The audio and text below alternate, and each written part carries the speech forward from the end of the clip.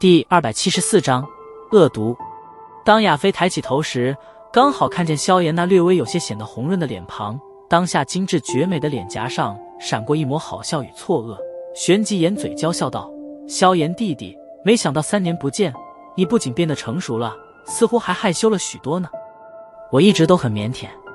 萧炎点了点头，认真的道：3年前你可不是这样哦，难道萧炎弟弟忘记了？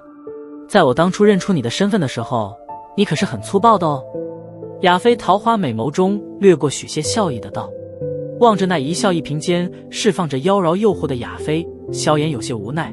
经过3年的岁月沉淀，这成熟的女人似乎也是越来越迷人，或许是因为现在身份的不同，与自己说话间也全然没有了当年的那股谨慎，反而倒是因为故友相见，关系变得亲热了许些。